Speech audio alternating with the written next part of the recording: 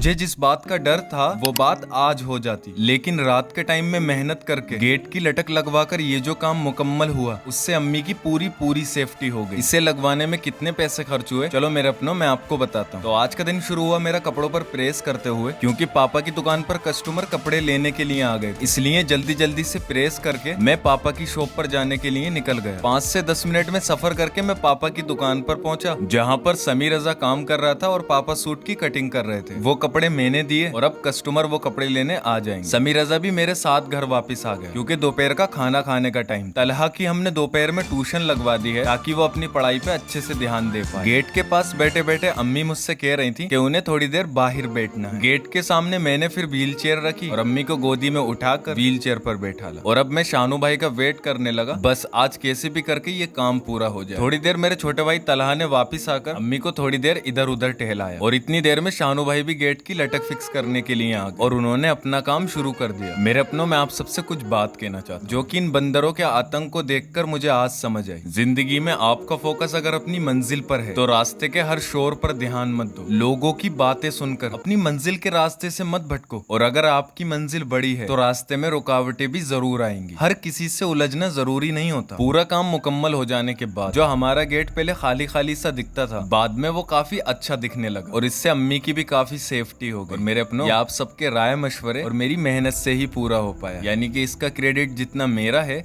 उतना आपको भी जाता। फिर मैं लग गया रात का खाना बनाने के लिए, जिसमें मैंने सबसे पहले आटा गूंदा। और इस गेट के लटक की खर्च की बात करें मेरे अपनों, इसका वेट तो मैंने आपको पहले ही बताया, जो कि 12 किलो 600 ग्राम, और पूरा मुकम्मल काम खत्म होने पर ये मुझे 1350 रुपए का पड़ा। मैं फिर गरम गरम रोटी बनाकर पापा अम्मी को दे रहा था, और वो बैठकर दुआएं देकर खाना खा रहे थे। मेरे अपनों, अभी के टाइम पर जितना है, जैसी भी सिचुएशन है, कम से कम इतना तो मैं अम्मी पापा के लिए करने की कोशिश कर ही रहा हूँ कि अम्मी को ये महसूस ना हो कि वो कुछ भी नहीं कर पा रहे। खाने वगैरह से फारिग हो जाने के बाद मैंने, पापा ने और मेरे छोटे भाई समी रजा ने साथ मिलकर अम्मी को थोड़ा सा चलाने की कोशिश करी, जिससे उनका हाजमा भी दुरुस्त रहेगा और सुन्नत भी मुकम्मल होगी। और ये गेट लगवा कर मैंने ठीक किया ना, मुझे कमेंट करके जरूर से बता देना। आप सब दुआ करें अम्मी के लिए।